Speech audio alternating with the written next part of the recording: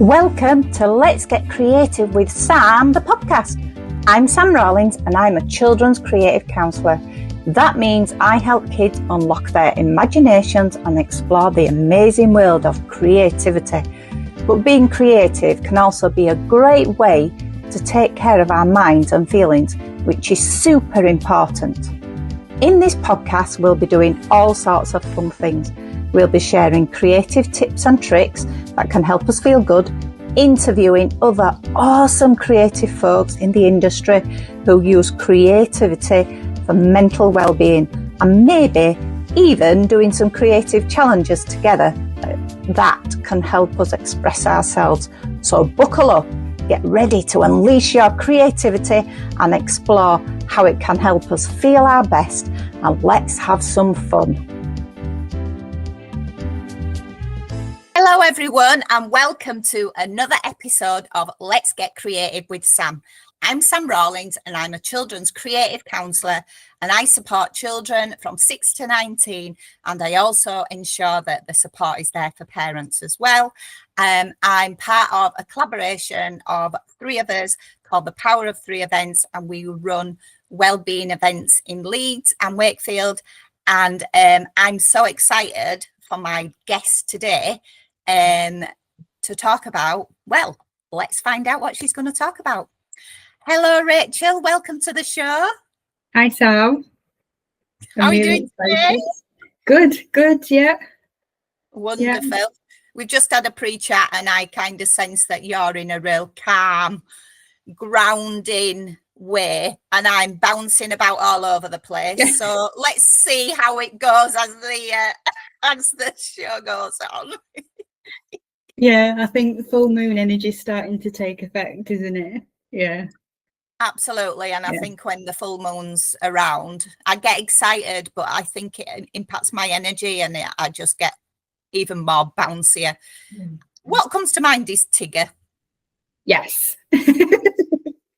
Yeah. So if you see me disappear, you know where I am. On the ceiling. I think in our house yesterday there was a bit of Tigger energy going on. Me and my daughter were doing quizzes, and then we had a Wicked watching, but it was like throughout the day we had to space it out because it's quite a long film, but there was lots of lovely messages in it about obviously the differences between people and kind of how your background impacts the person you become. So it was quite a good lead up to today's session, actually. Yeah, it was. I cried about 3 times. Like to cry. Just listening to you. I think that's part of my energy at the moment. I'm getting a lot of goosebumps. So yeah, there's a message there for me somewhere as well. Yeah. Have you seen Wicked? I haven't actually. My intention was when it came out on the cinema to go see it, but that didn't happen for different reasons. And I know that Wicked 2 is coming out quite soon. Yes. And I feel I want to watch it because, like, I've seen all the extra stuff, the trailers. Yeah. And I know there's a lot of powerful messages in there, and I feel that it'd be really kind of beneficial for what I take out of it. So whether I have Sam head on or Sam the counsellor head on, I don't think it matters. It's just what feels right for me as well. So yeah, it would probably be both, actually. It's just the amount of themes and becoming the most authentic version of you, and not rising above people being false, and how people can make heart connections when they see someone at their most vulnerable, and the compassion that we have. And it's very much kind of, I think, the way that we both work. That's what I'm very passionate about is people kind of dropping the layers. And the Elphaba's character goes through this whole journey of being in shame. Okay. But presenting kind of this defensive, I'm okay as I am, thank you very much. And that is partially there, but there's also this other stuff that's put on her Yeah. from other factors in her life, and it continues throughout the film. And she just, the more kind of pressure she's under, the more she kind of cracks open and just she comes out. It's not like she cracks under the pressure and gets swallowed. It's like, okay, we're going here, are we? All right, then I'm coming out then. I see. Yeah, it's like just this whole beautiful unfolding of who she really is. And it's so beautiful. I loved Wizard of Oz as a kid, and Judy Garland and the whole song, and again I really resonate with Judy Garland's life story. Yeah. And you then, it's so weird because kind of actually seeing the character of Elphaba is very much like Judy Garland, and I related so much with that when I was a kid, singing over the rainbow, when when you get to there and there's no troubles anymore. And I always wanted that as a child, and I think that's why I've kind of gone into this space in what I deliver and what I want people to find is getting to that point of recognizing they can find their own inner rainbow. It's so funny because when we were talking before, there's like a part on your wall where the light's shining on it, and there's like a little rainbow, and I was really looking at that, and now I know. Well, I didn't know that. I just see it as do you know what? I can see it now. I've got at my window, I have the brain's not going to work, but I have 3 crystals. Not mobiles, but what they're called. Yeah, I've got them too, like the crystal charms that hang down and they put the rings on them. Yeah. And I've got 3 different ones, and I've noticed, particular since we've come into the more autumn weather, but when because the sun's at a different level as well, isn't it? Yeah. That when it shines through, I have this glow, and it's so beautiful. It lights up my room. It's that natural light, but it also feels really magical and creative for me as well. So I can relate to that quite a lot. Definitely. Well, that's what the film is. It's obviously it's the magic, but it's not relying on external things for magic. So it's kind of like, again, you can relate it to, we get so caught up on relating to external sources to bring out our light and to bring out our transformation and that glow. And even at this time of the year, when we can think, we've got to go inward, and we could worry about being isolated from the people we normally socialize in because we maybe don't get out as much this time of year. But it's coming into taking in what we've learned through the year and finding our inner glow with that. And that's again part of what I wanted to create. As it's not just as a business, it's about the communities, because we can find it in others, but we're also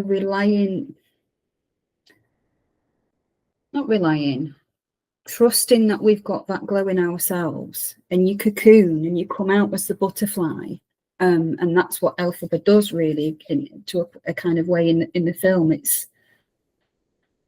And we have those eye-opening moments when we go inwards and we kind of look at all of our belief systems and the weights that we carry that aren't ours, because we take it on from our parents, our teachers, and it's about kind of pulling that out, but really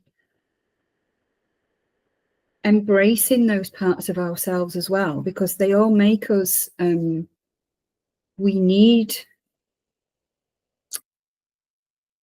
we need to understand those beliefs and the impact they have on us and the effect it has on our confidence.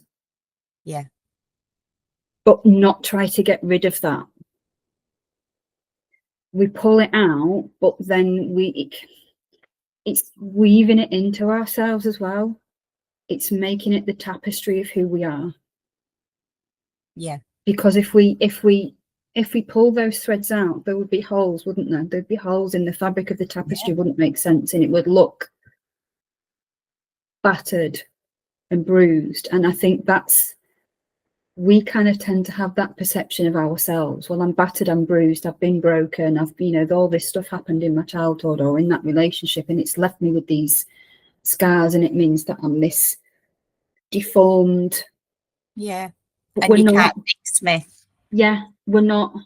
If we put that into a tapestry and hung it behind us Yeah. for the world to see, if it had holes in it, people would go, oh, what's there? What's missing? What was that about? I can't see the full picture. So we don't need to have pieces missing. We need to just weave it into the beauty of who we are. And it's like the Japanese bowls, isn't it? And they fill it with the gold. Yeah. In the cracks. If there was gaps in that tapestry, people wouldn't be able to see all of us and then go, oh, I have that in my fabric too. Yeah. Oh, I can see you now, and now I can see me. Oh, wow. Suddenly I'm a rainbow. I'm not a storm cloud anymore. I'm a rainbow. And you have to have a storm to make a rainbow. And how beautiful is that when you look at the sky and you see all those depths and different shades of grey and the rainbow and the sun and the rain. And you go, wow. And we've had all these storms last week, and I've been sat listening to the rain on the window, and it's just like, oh. But we need to learn to appreciate those storms in us and the rains and everything that it brings us. Absolutely. Absolutely. That's so beautiful. And I love how where it came from for you, from watching Wicked, and also your own childhood with Wizard of Oz. And I love Wizard of Oz. I mean, I was in it last year for the amateur dramatics that I go to, and it felt really different because obviously it's one of my all-time favorites from, I say, when I was quite young, and we always bring in our childhood memories, don't we? But a lot of the time, and I find this a lot of, I mean, I work with children, but the young people, when they go back, what comes out for them is the memories that are really difficult, that are challenged, and they're the things that come out. So they're not remembering those lovely things that happen. The way that happens in some ways is when it's reflected on another person in their life, whether it's bereavement or loss or that those kind of things that they go through. That's when they're able to remember things about themselves because they can connect it to another person, and then it's a beautiful memory, and then you get the smiles and the giggles and the lovely warmness for that person as well. So that gave me what you're talking about then, but I had it for myself as well, more than just connecting to somebody. Do you know what I mean? But connections are so important as well, aren't they, as we know? And for you, it would be lovely to hear a little bit about you, just so the audience know who you are, Rachel. But thank you so much for sharing that to start with. It was just so wonderful. Yeah. So probably Wizard of Oz is the best place to start with that. So my background, my childhood, had moments of challenges. Both my mum and dad experienced a lot of loss. With you saying that just now about the loss and the impact it has on people, it had a really big impact for them and for me, because they were kind of locked in a box, I guess, of their own pain and their memories, but also trying to avoid a lot of their pain as well. They didn't kind of get to process it. And I was always very aware of the heaviness. I'm very perceptive of how people feel. So I see kind of this version of people that they present, the layers that we put on and the hats we put on to show people, because we think, well, that's what everyone wants to see. Yeah. So we show, you know, the most accepted, or what we've learned has been the most accepted part of ourselves. But I also see all the stuff that we hide. I sense it. And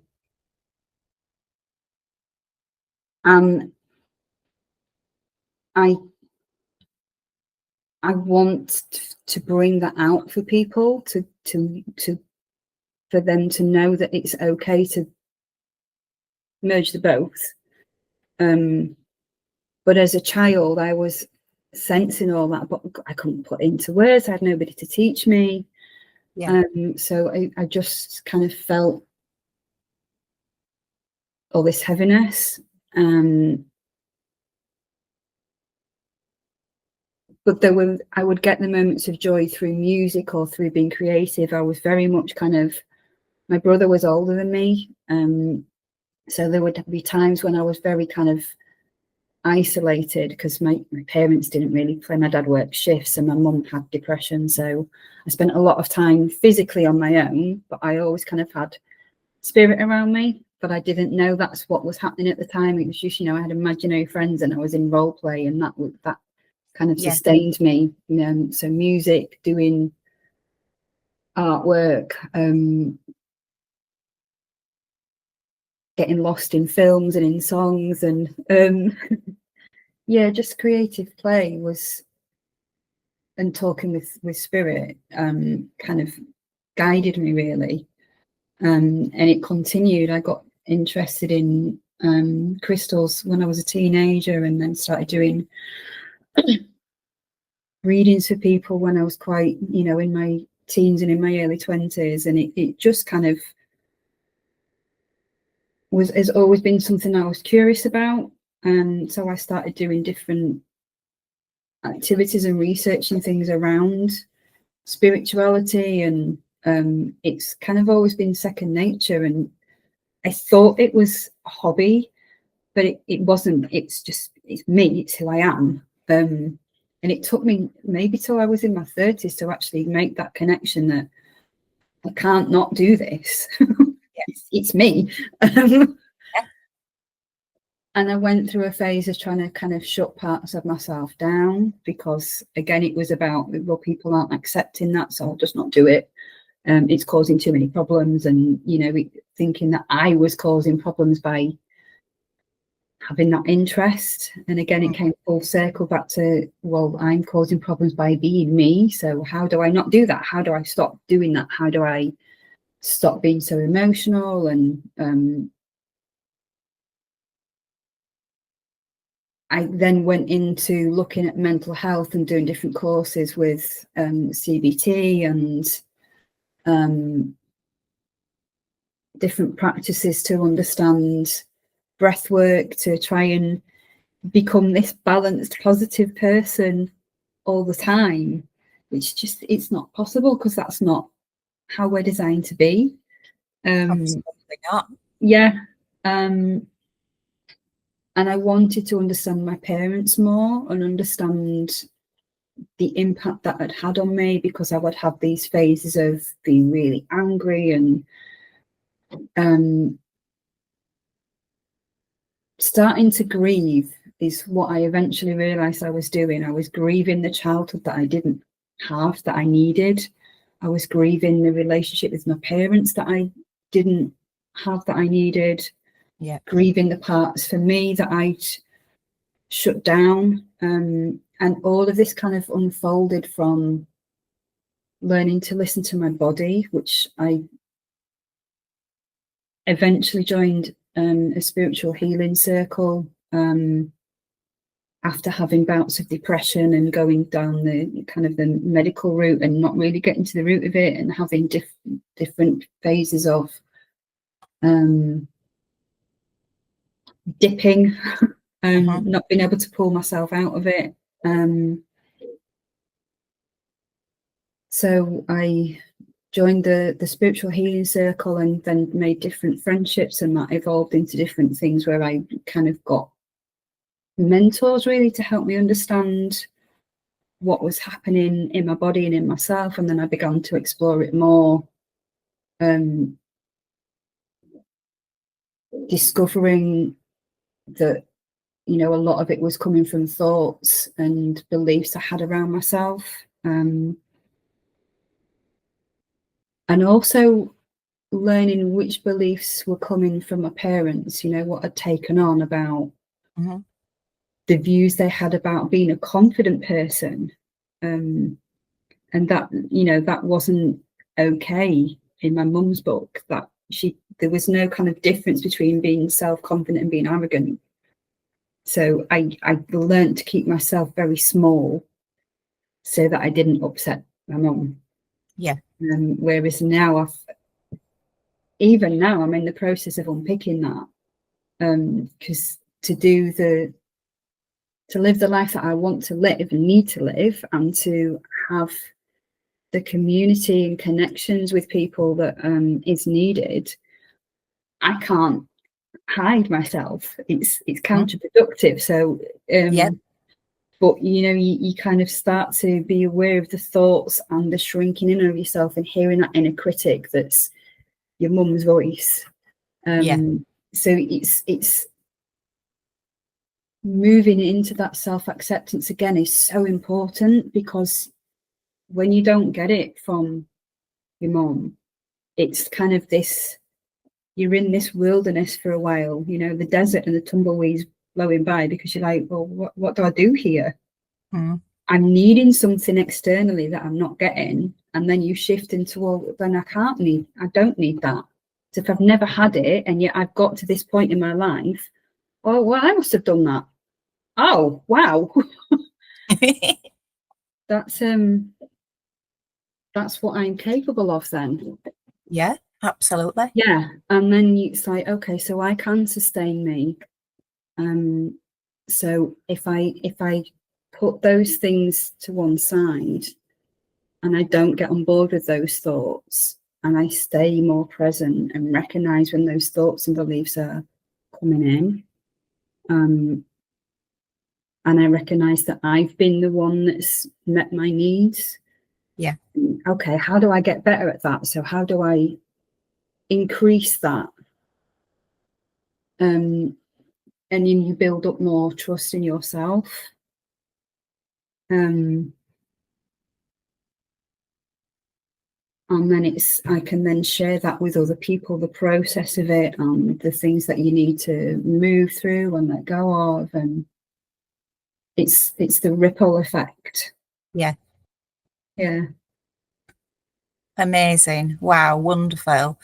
And I love that it's almost like you've become the butterfly. You've gone through the whole transformation, and you know you're ready to fly now. And like you said, it's took you a long time to get to that, but that's part of our life journeys, isn't it? Anyway, that we have to go through the challenges, the storms, our own inner storms, the thoughts, the self-critique. We have to go through that to get to where we're at that self-belief place. And when I think about the training that I did, the qualification in counselling, the first one,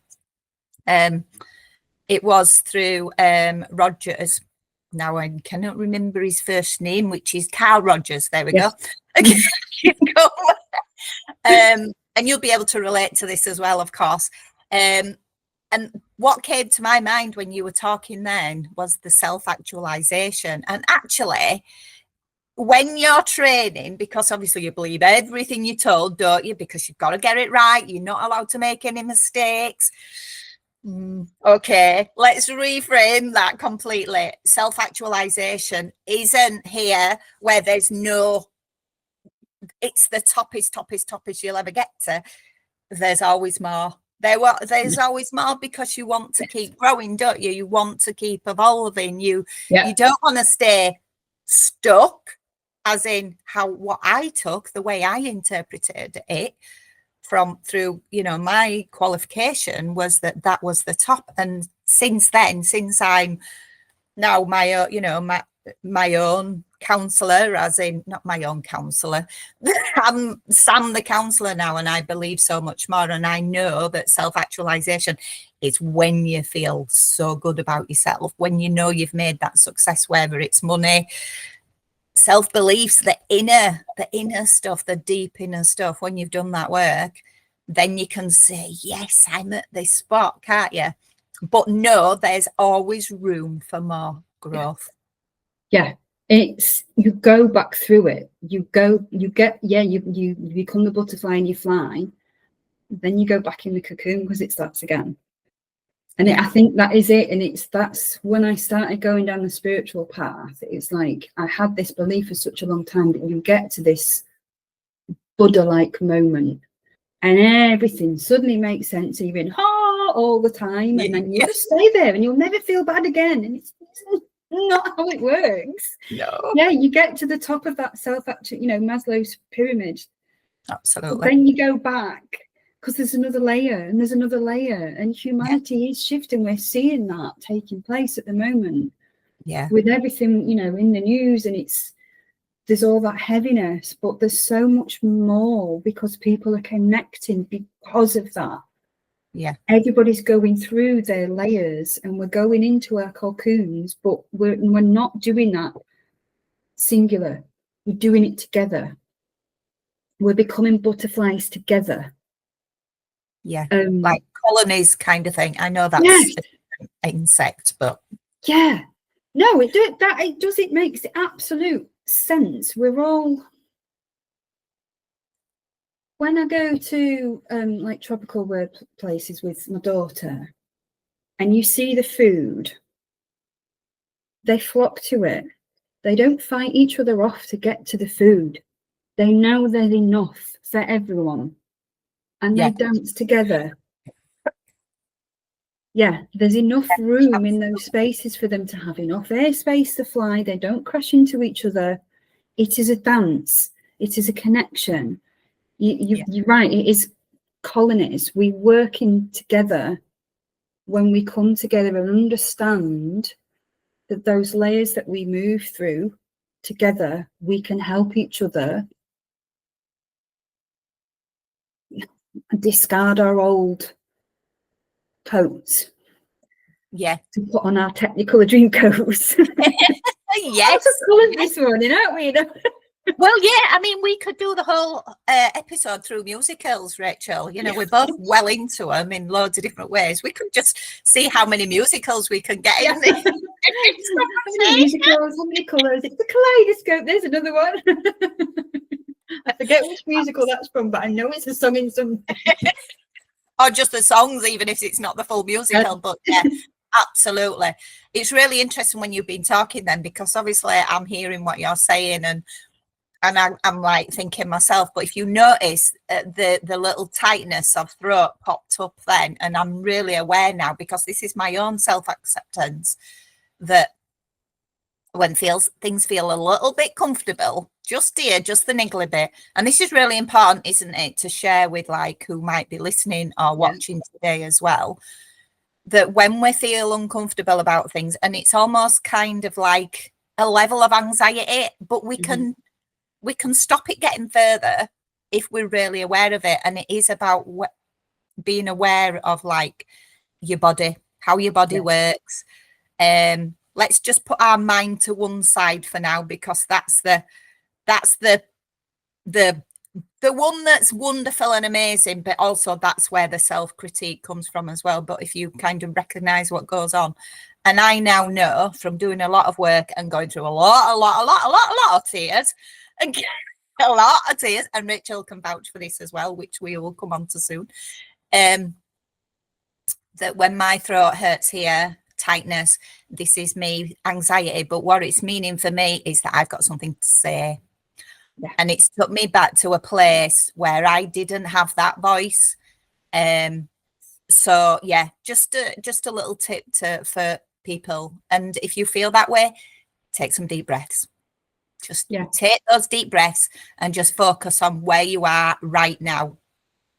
And if you need some water as well, that's okay. But yeah, just it's that self-awareness for yourself. Yeah.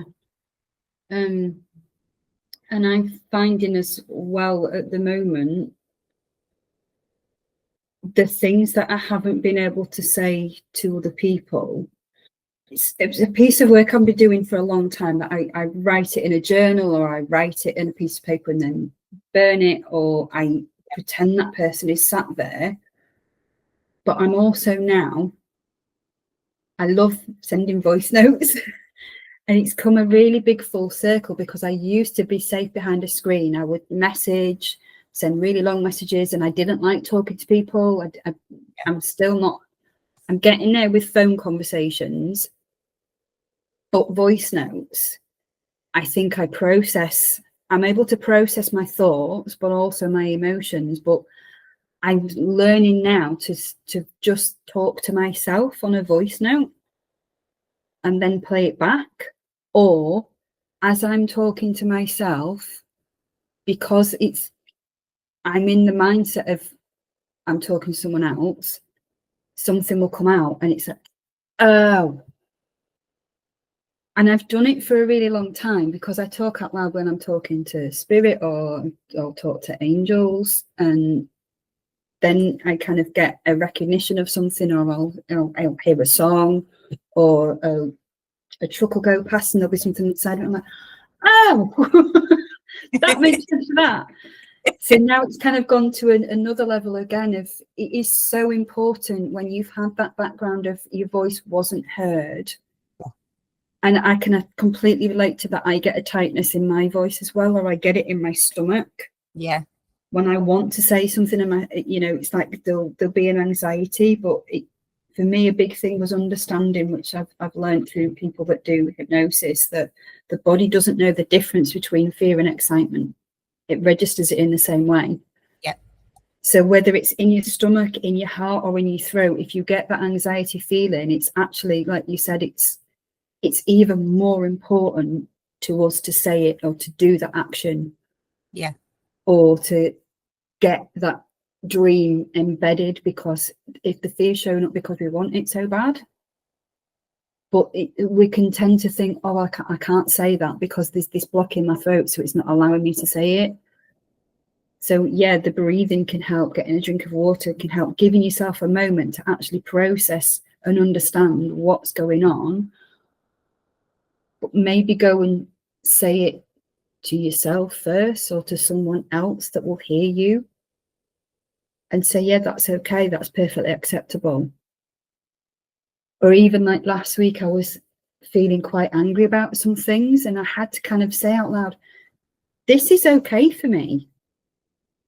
This is right. I need to feel this, and I'm allowed to feel this, and I'm justified to be angry about this.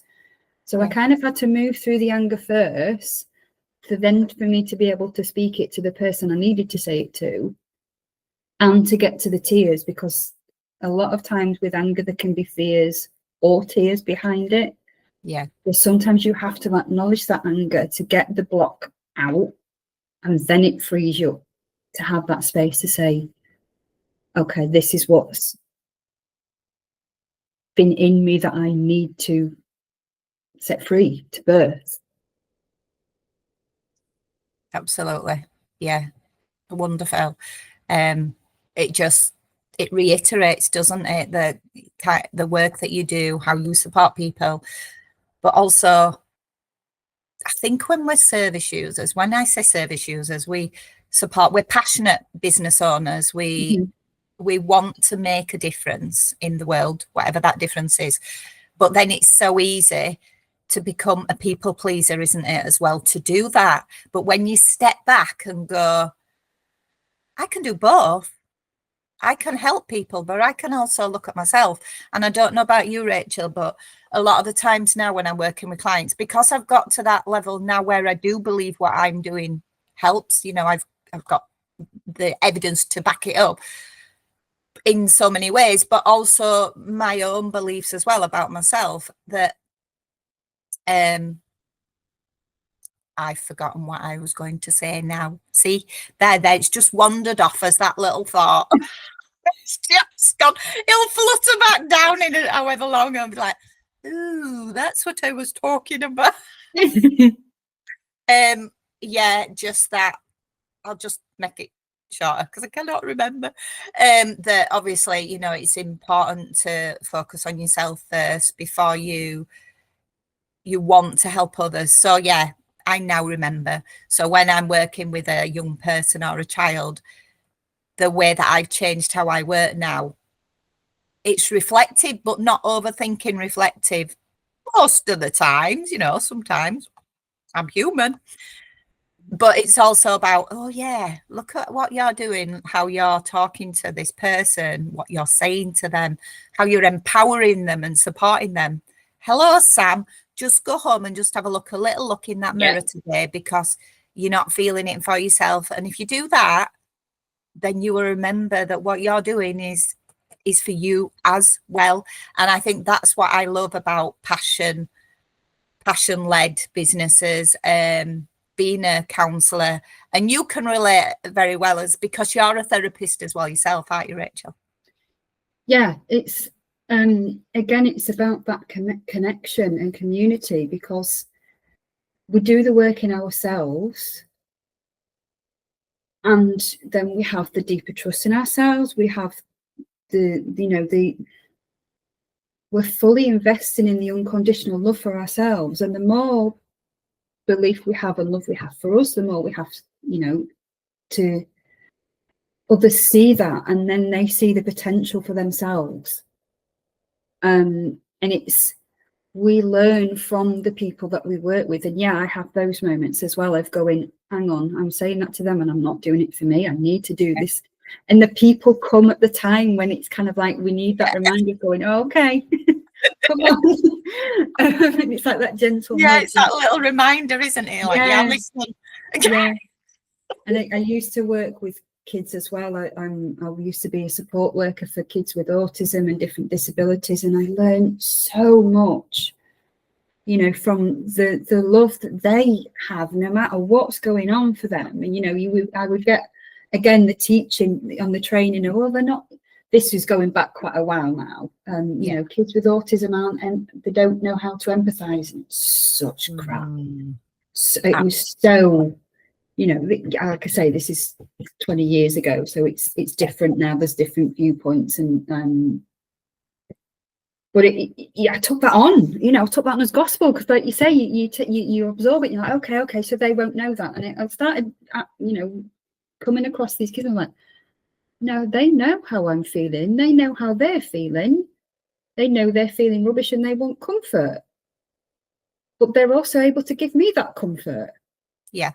As well, they can sense it, and it's you would have these beautiful moments, and it's like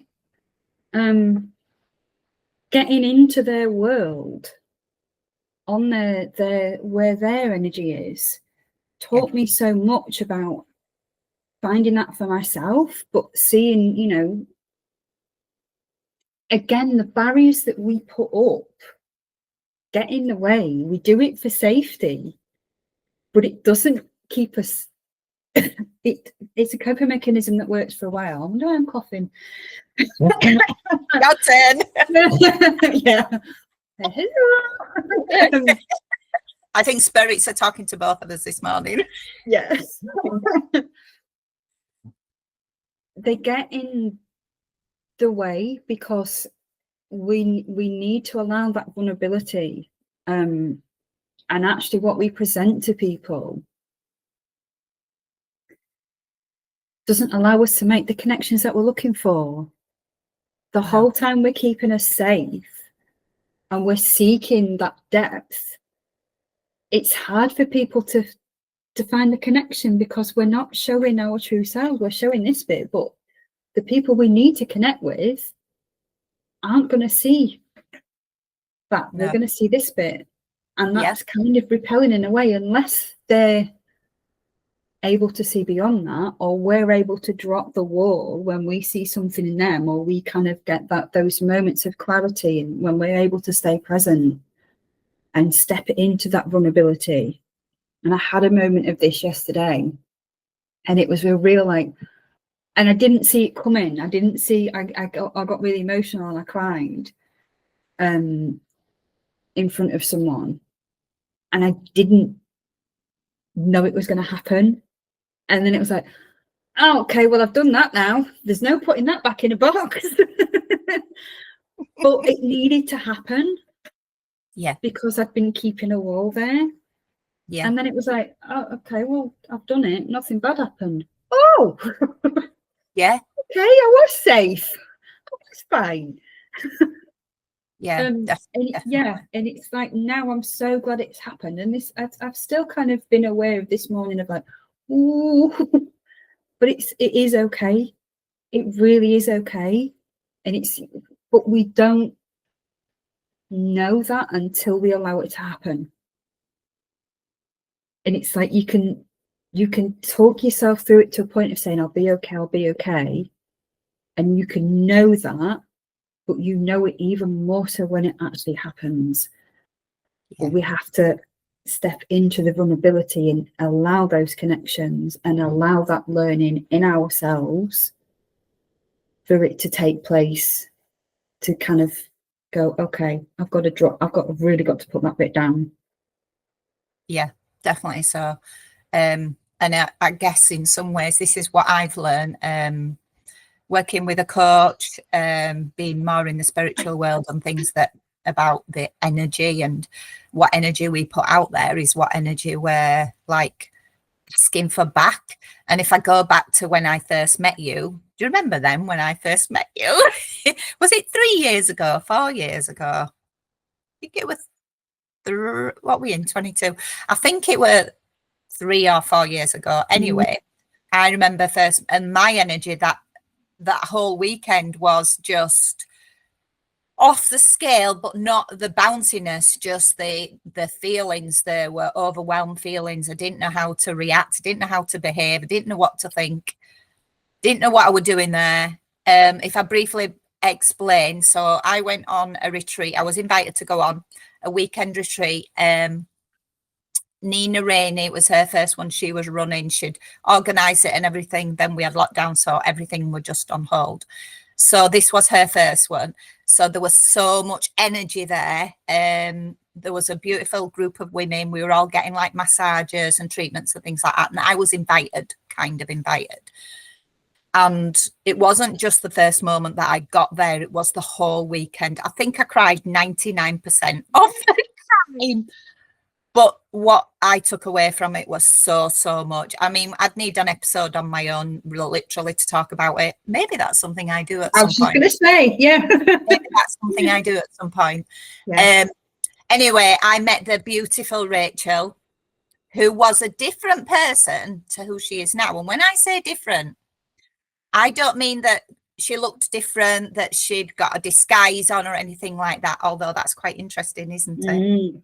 The masking. So I'm going to let Rachel share who she was then, but how I connected with you as well was because of my energy and your energy as well, I feel. Yeah I think that's a really accurate description of wearing a disguise, not Phantom of the Opera. Yeah. Yes. Yeah. Shadow aspects. Yeah, definitely. Yes. Oh, goosebumps. Yeah, I was, because that. Oh God, there's so much. Yeah, this could be another episode entirely on the things from maybe it's something that we come back to at a later time and just discuss that, chat about that other side of maybe you, if you feel comfortable doing that. But are you okay just to share a little bit brief, because otherwise my side of it does not make any sense. Yeah, I think I would only show so you was doing something completely different to what you do now, wasn't you? Yeah, I was asked to deliver yoga, and I'd done that for a long time. I am still doing it, not as much as I used to. And now it's more about kind of, again, getting in tune with the body and the somatic aspects. But I was very much kind of putting on a front and showing what I thought people wanted to see. And I was keeping myself very closed off. So I would kind of, I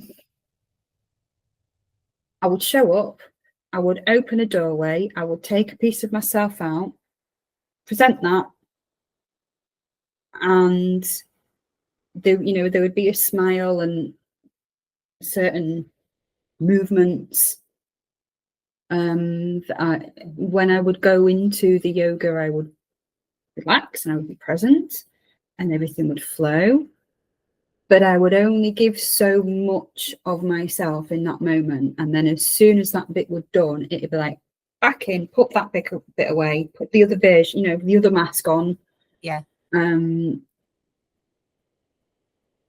I would open my heart to a point, and then it'd be like, nope, done now. You've had that piece of me, that's all you're getting. Because that's what I'd learned. That's what I'd learned as a child, and that's what I'd carried through as, you know, percentage of my adult life, because of the people that I was around, the people that I was drawing in, and all these beliefs were telling me that it wasn't safe to show the full aspect of me. It wasn't safe to fully love because of what I'd learned previously. Yeah. So I would only allow certain people into a point, and I don't think really I was interested in kind of making new connections. No, you didn't really. You was there for the yoga, and then you went, and then you came back the following day. So you was literally there for the yoga. And I mean, obviously I was in my own head and world that weekend, and I got it from loads of different people, but I still feel that I connected to you maybe differently to others because of just what was the overwhelm, and not understanding then that I work with energy, even though I'd not gone in a working level as a counsellor. You still connect. So I feel maybe I sent over a tiny heart to you at some point, just to kind of, I'm here, I'm holding you, but not knowing myself that I was doing that because of, as I said, I was in my own head, just trying to deal with things, just deal with, what am I doing here? What is this? Like when you go back to the talking safe, I were safe. I had the most fantastic weekend ever. And the biggest takeaway is that even though I'd had therapy for years, a lot of talking therapy and things. Yes. That was the start of my therapy. That was when I opened, that was when I allowed that wall to go down a bit more. That was when I opened that door to connect with people, because I didn't know how to do it. I didn't know the right way of doing it. And I feel that there was some connection there. As I say, it feels a lot longer than just this, what we've got now. But it was almost, there was so much beautiful energy there. There was so much support and everything there. It said to me that you are safe. And I went back 3-4 times. So, and everyone was different. And I had these emotions where I just couldn't deal with stuff. So, yeah, but I learn every time, like we learn every time. You grow every time, don't you, a little bit more. But when I met you after that, at a training one morning, a workshop, and I think what I said to you was very much about, oh, I remember you from the yoga and things. You went, because for you, that what I felt like it was a hurt. You'd been hurt by me saying that because of how how people had seen you. It's almost like mine's my title, children's counsellor. Yours was yoga lady. Yeah. And I sensed for you that was a really, no thanks, don't want that anymore. But you were trying to process it yourself as well, wasn't you? Yeah. Yeah, I have had kind of, I think I got angry with myself because I went down a direction that I thought other people wanted. And it went very much into just exercise. Yeah. And not heart-centered, not the full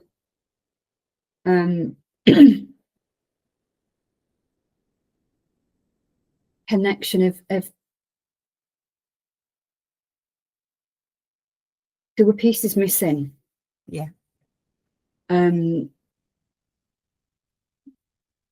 yeah, I think that's the top and bottom of it. There were pieces missing, and I was angry with myself that I'd shut those down, but I couldn't see that then. No. So I was kind of rebelling against something that I'd built and I created, and you know, for a long time I'd wanted that. I wanted to be that person, and I thought that was my dream, which it was, because it's evolved to where I am now and who I am now and what I'm creating now. So there's going to need to be a reflection and acceptance of that phase. Yeah. Cough, cough. But yeah, I think it's about having forgiveness for, we become who we need to be. Definitely. But that's never wrong. No. You know,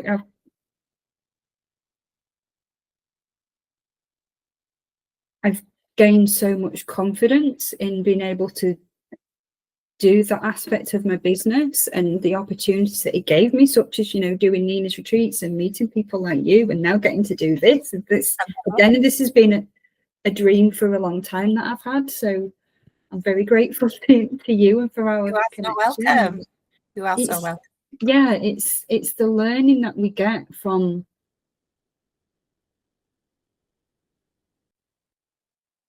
each phase of our life, each experience, and each layer of persona that we build and then take that down again. It's not a mistake. How can it be? Because of what you learn along the way. And it ultimately still brings you back to where you need to be, and then to an even deeper layer of who we are. Absolutely. Yeah.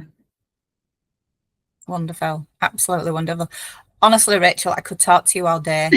I feel in some ways we're similar, but obviously very different as well. And it's that reassurance and that comfort as well, isn't it? That you kind of fit in a little bit, but then it's okay to be different as well. Absolutely. Yeah. Okay, so thank you so much. So we've come to that time where you have 3 tips. I have to say it like that. Yeah. Okay, so I think continuing with the theme of listening to our body. Our body knows, our heart knows, our intuition knows. So really taking that time to listen in to what's happening right now, what do I need right now, which flows into the second tip is following that through. Is once you've listened to yourself, then do the thing, whether it's something that brings you joy, and that will be very individual. We all find our joys in different ways. So it might be doing an activity, it might just be sitting with someone that you love, it might be being on your own, or that moment might be that you need to sit and cry, you need to sit and shout. So whatever comes up in that moment is giving yourself the space for you to do what you need to do for you. The third tip,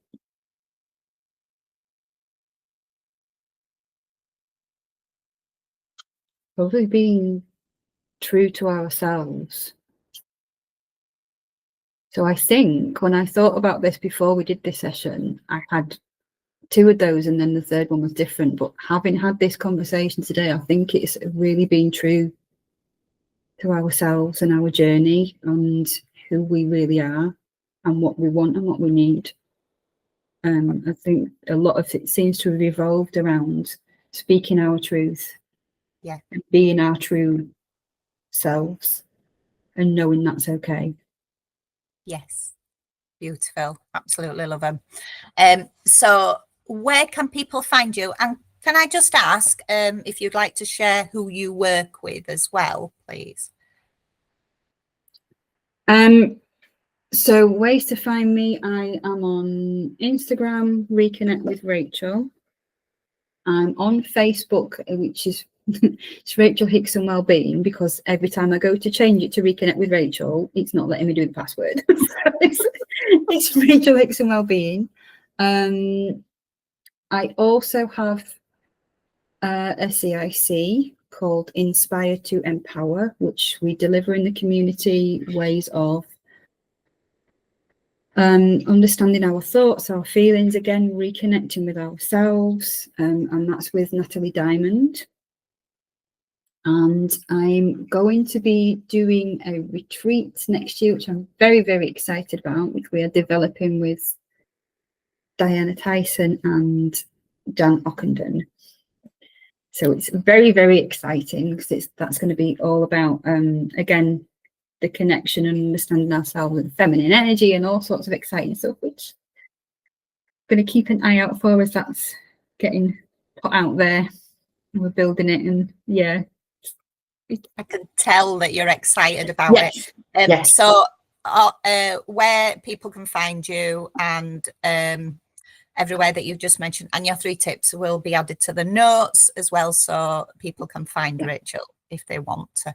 I would definitely recommend. She's got such a beautiful energy, and I think that's why it's easy to talk, particularly on here. And what Rachel didn't mention is this her first podcast as well. So for Rachel, it's huge, and I just want to give you a huge well done, because it's just been so lovely to speak to you today. So thank you for joining me. I've loved it. Well, thank you for giving me the opportunity. You are so welcome. Yeah, we could talk all day. I feel so that there's a part 2 from this. Absolutely. Wow.